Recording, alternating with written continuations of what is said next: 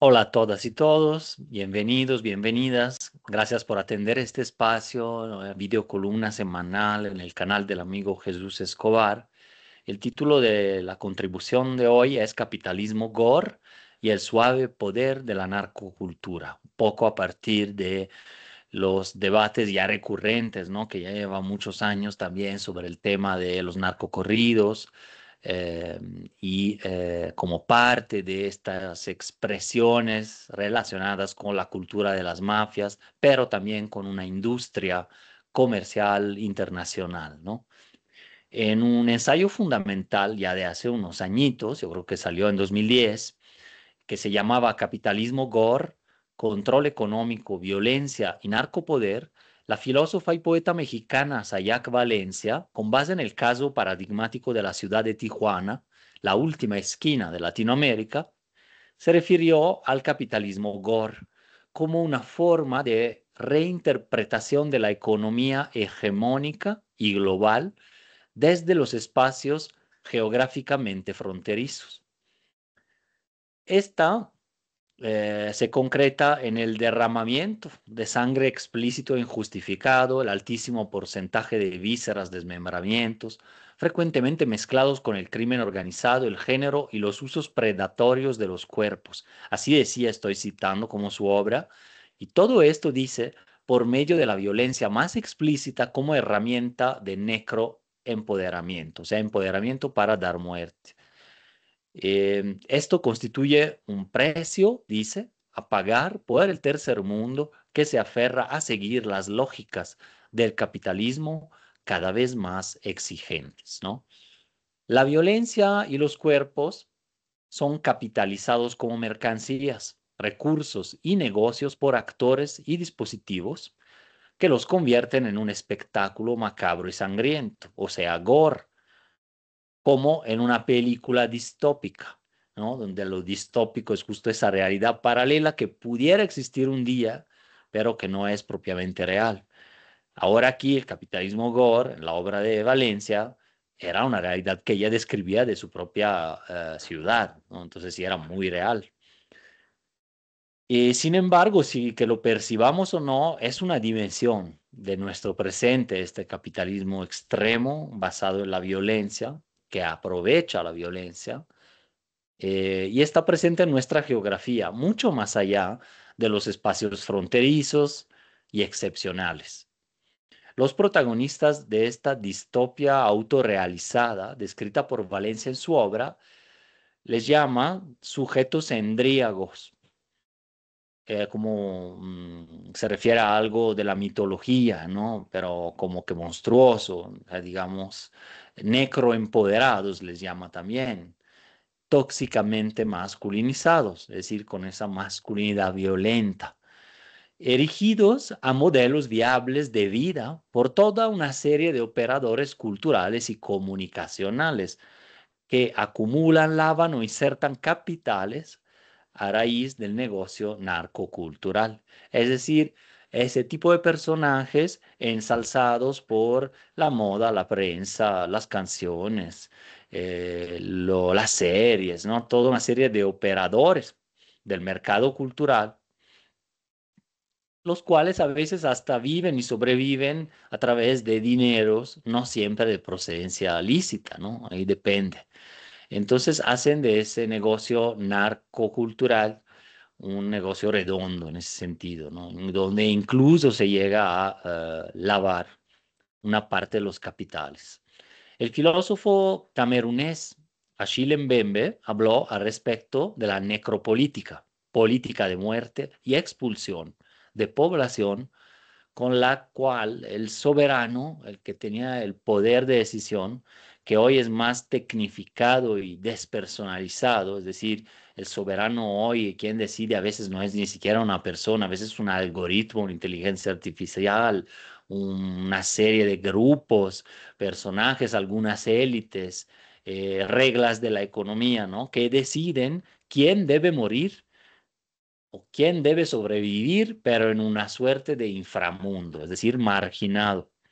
La necropolítica hoy sería un equivalente empírico en el sur global de lo que en el norte es o era la biopolítica, política de la vida, política de control sobre la vida, normalmente actuada por el Estado, que selecciona a la población, la clasifica, ¿no? Inventa la demografía, clasifica a la gente por edades, por altura, por sexo, etcétera. Entonces, y también la protegía, la educa para ser productiva dentro del capitalismo. Esa era la biopolítica, como una protección de la vida para que tú fueras a trabajar en el sistema y en la cadena de montaje, ¿no? Un poquito del siglo XX, eso, pero que todavía existe. Sin embargo, en un mundo empecinado en una guerra civil prácticamente planetaria y dentro de una economía globalizada, desregulada, privatizada, neoliberalizada, eso quiere decir, y financiarizada, el sistema postula la existencia de un exceso de población hoy en día, que rebasa las fronteras y se sitúa tanto dentro como alrededor de los llamados países desarrollados, así como en los que eternamente se consideran en vías de desarrollo. Es decir, ya convive la necropolítica con la biopolítica, tanto dentro de los países así llamados desarrollados, que tienen en cambio muchísimos aspectos y partes y secciones y periferias y territorios explotados y digamos en donde existe esa necropolítica de muerte. También existen, claro, y de manera más brutal, más dramática, en la que anteriormente se llamaba Tercer Mundo o en el sur global, hoy en día, ¿no? La necropolítica y las lógicas de un capitalismo cada vez más extractor y vampiresco, ya que vampiriza las energías sociales y vampiriza el capital y vampiriza el tiempo de las personas, o bien les quita la vida o los expulsa, los desplaza, etcétera. Bueno, esa necropolítica y este capitalismo actual se deparan tanto a lo largo de Río Bravo como del Suchiate, en el sur, en los guetos de Los Ángeles, en las banlieues de París, en las barriadas mexicanas en el Mediterráneo italiano y en las periferias globales en general. El excedente o superfluo se vuelve mayoría demográfica, es el 99%, pero es silenciado y marginado por una larga serie de crecientes e insultantes desigualdades, ¿no? Esa exclusión social, desigualdades, hasta la misma pobreza va silenciando grupos que ya no se pueden organizar y rebelar o hacer oír su voz. Estas desigualdades son producidas material e ideológicamente por los encumbrados, la cumbre de la pirámide, ¿no? Los expulsados, excluidos, desaparecidos social o físicamente como tal, liberan el campo. Son desplazados forzadamente para abrir espacio a otros proyectos, no de vida, sino de explotación y despojo, que alimentan circuitos violentos y ramas del capitalismo y del emprendedurismo gore. Ese emprendedurismo gore es el equivalente que va alimentando los circuitos del capitalismo gore, es capitalismo basado básicamente en explotar la violencia y la sangre, ¿no? Que también tiene que ver con el capitalismo criminal, ¿no? El poder duro, se le llamamos así en relaciones internacionales, pero ya se usa ese término en muchos ámbitos de la vida incluso. El poder duro es la coerción, es el poder económico, militar, de organizaciones articuladas entre sí, por ejemplo, o de redes macrocriminales.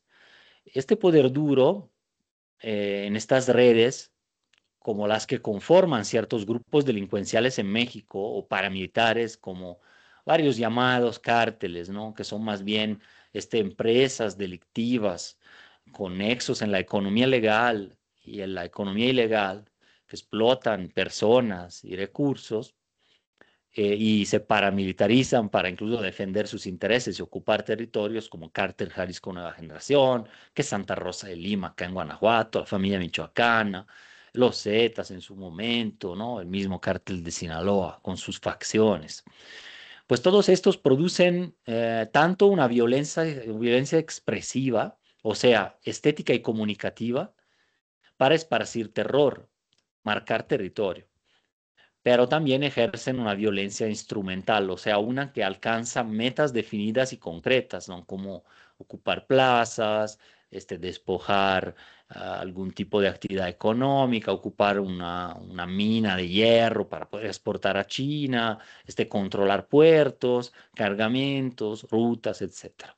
Este poder, asimismo, claramente impone reglas y conductas mediante el poder duro, armas, extorsión, dominación material de los sujetos y las comunidades, ¿no?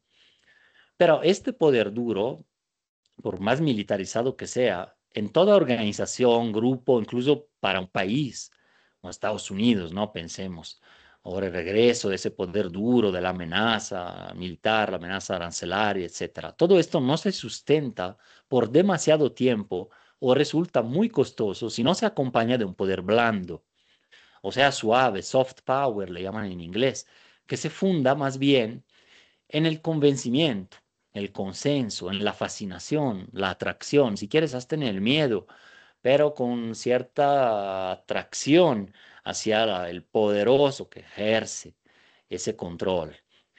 Así que este poder consigue que los demás actúen según sus dictámenes sin sentirse cohibidos, sin percibirlo como un acto en contra de su voluntad, es obtener lo que yo quiero de ti sin que tú te sientas obligado como tal, ¿no? Sino que hasta adquieras y aprecies mis valores como para seguir mis reglas.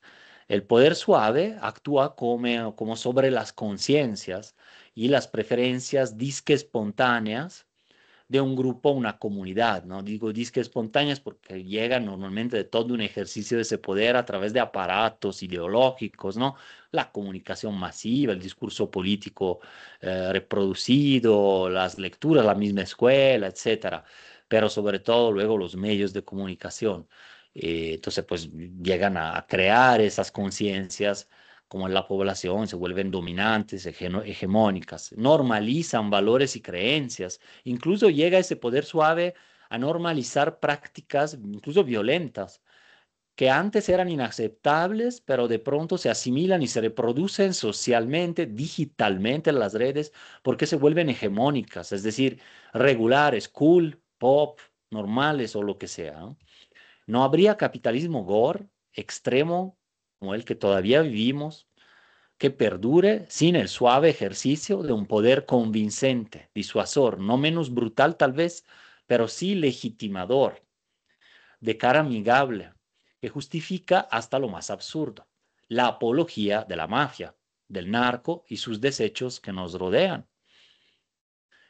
La narcocultura celebrativa de la muerte y la prevaricación, las armas y el poder, las plazas de la droga y los palenques de combate, configura devociones al hedonismo, además que a los personajes, al hiperconsumo, al consumismo extremo, ¿no? Al hedonismo como búsqueda constante del puro placer inmediato, ¿no? Y de esa vivencia de vida solo en el corto plazo, ¿no?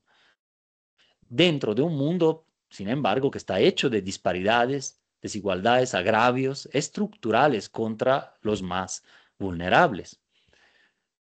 Entonces, bueno, por un lado se crea esa enorme brecha entre expectativas tremendas, una cultura del poder, la prevaricación, las armas y la ganancia fácil, parte de la misma narcocultura, y las posibilidades reales, las condiciones reales de existencia de la población y la brecha enorme para alcanzarlas, ¿no? Y eso entonces crea frustraciones mucho mayores, además digitalizadas y difusas en la población que sí provocan entonces un atractivo mayor para cierto tipo de cultura, que es cultura de la muerte también, pero que promete por lo menos algún tipo de éxito, de identidad, ¿no?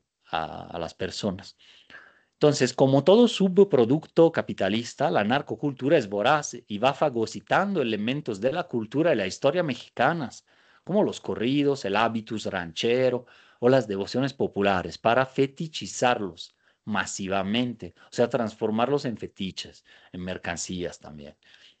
Así es como la nebulosa del culto a la mafia mexicana y sus efímeros cadetes se ha instalado en el imaginario, en los oídos, las pantallas, las redes sociales y la vida cotidiana de millones de personas, poco a poco, lenta pero segura, como apéndice suave del duro y sonante capital. Sucio y criminal, el capital, lavado o legal, se recanaliza y recicla en los circuitos de la moda, las series, la música, el merchandising y el entretenimiento, dominados por pujantes industrias internacionales, agregaría también por medios nacionales e internacionales relativamente poderosos que pueden controlar justo las mentes, ¿no? México sigue siendo un eslabón pobre de una larga y concentrada cadena del valor de todo esto, que desemboca en mucha riqueza para unos cuantos y mucha fama injustificada para figuras ególatras criminales. Mientras la base de la pirámide vive de esa expectativa, sujeta también de la narcocultura, y en donde más bien va abrazando una cultura efectivamente de la violencia y o de la muerte. Sigue siendo México epicentro de conciertos, teatros y dramas, surco de la sangre que se queda en este sur mientras el dinero y la sustancia fluyen al norte, y es anillo de un ciclo de reproducción de la plusvalía, de la ganancia narcótica que apuntala a su vez el reino financiero, tambaleante y disfuncional, de Wall Street a Hong Kong, de Londres a Singapur, porque ahí es donde realmente van quedándose las ganancias. La proyección de imágenes de Nemesio Ceguera Cervantes, conocido como el Mencho, durante un concierto de la banda Los Alegres del Barranco en el Auditorio Telmex de la Universidad de Guadalajara el pasado sábado 29 de marzo, ha provocado nuevamente debates acerca de la llamada narcocultura y si se deban prohibir algunas de sus expresiones, ¿no? Mientras tanto, los Alegres del Barranco no han perdido tiempo en discusiones y pese a que ya les fueron cancelados varios conciertos, eventos para las próximas semanas, han repetido su performance apologética del delincuente de la misma manera, en un concierto el 30 de marzo, ahora en Uruapan. Se trata de la punta de un iceberg que se escapa del control de las autoridades, las redes y la legislación. Difícilmente podría regularse y contenerse por completo por la vía normativa, si antes no va evolucionando y cambiando el sustrato social y las precondiciones que lo conservan y acrecen a todo el fenómeno en sí, ¿no? Igual se pueden matizar, se pueden desincentivar cierto tipo de comportamiento, cierto tipo de mercado. El Estado tiene esa potestad, tiene este poder de poder actuar en ese sentido, pero no sería quizás, en mi opinión, la vía principal, esa represiva. Eh, y esto porque en una parte de la población, no solo entre las y los más jóvenes, estos contenidos otorgan sentido e identidad, divierten, seducen y cohesionan. Además, en muchas ocasiones hay tonos y tintes de clasismo, una parte de la sociedad, de aporofobia, esa fobia hacia los pobres, y racismo en las críticas que se le hacen a este fenómeno, identificándolo a rajatabla como típico de ciertos sectores populares o acusados de colusión con el narco, descargando entonces la responsabilidad de la existencia de todo esto en los individuos y no en los aparatos capitalistas que empujan las pautas culturales y entonces la misma narcocultura. Y lo anterior incluso puede reforzar su pegue y difusión, es decir, a más represión se crea como una forma de subalternidad, contrahegemonía en la población que se identifica con el narcocorrido, con la serie, con los personajes, con cierto tipo de cultura, por decirlo de alguna manera, ¿no? Aunque pueden llegar a ser vehículos y justificantes de actos y apologías criminales, músicos y series, entre otras expresiones, representan el suave poder de la narcocultura, como lo he llamado acá en el título de esta columna. Es una superestructura, diríamos, ¿no?, desde el marxismo, que remoza y legitima el poder duro de la estructura, de las armas, la economía criminal, mismas que subyacen a las estructuras capitalistas y necropolíticas legalizadas y transnacionales. Muchísimas gracias, nos vemos en la siguiente, un abrazo.